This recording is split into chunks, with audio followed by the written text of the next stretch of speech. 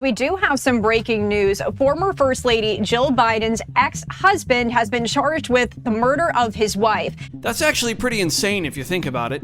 The Biden family has all kinds of problems, as you probably know, and this just makes it all even wilder. Linda was found unresponsive on the living room floor after officers responded to a home there on Idlewood Road for a domestic dispute call back in December 28th of 2025. Jill Tracy at the time was married to Bill Stevenson for 5 years. They got married in February of 1970 and divorced officially in 1975. And it was during that time where Jill Biden was a student at the University of Delaware. William Stevenson was the owner of this place called the Stone Balloon Club, which is one of the biggest, at the time, one of the biggest music clubs in the country near a college campus. The likes of Bruce Springsteen, the Allman Brothers, Dave Matthews Band all performed there.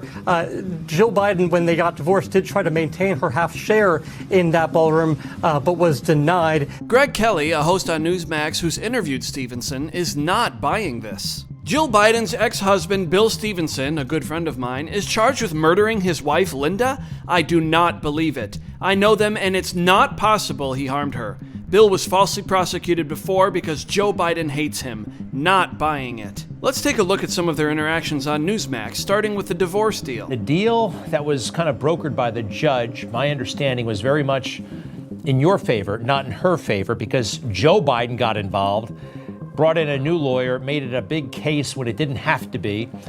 The judge kind of shocked you in the courtroom by the deal he worked out, and Joe was humiliated, embarrassed, and it seemed like he wanted to take revenge on you. Do I have that right? You have it exactly right. In 1976, I walked into court. We tried to make a deal. We offered her up to $1 million. She dumped her lawyers, hired Joe Biden's former law partner, and I am telling you, for 3 days, it was a person that I truly did not recognize. She was bitter, she was nasty, and she said things in the court that were crazy. Stevenson admitted to being a big fan of President Trump. When I saw her yell on the stage that a president that I loved, Donald J. Trump, I could not stand by any longer when she said he's a liar. It drove me crazy. At least publicly, Stevenson spoke highly of his wife. I have no issues with Dr. Joe Biden. We were both very young. Everybody around me knows that it has worked out unbelievably for me with Linda, my stepdaughter Christina, and my family. It turned out to be the best thing that ever happened to me, Greg.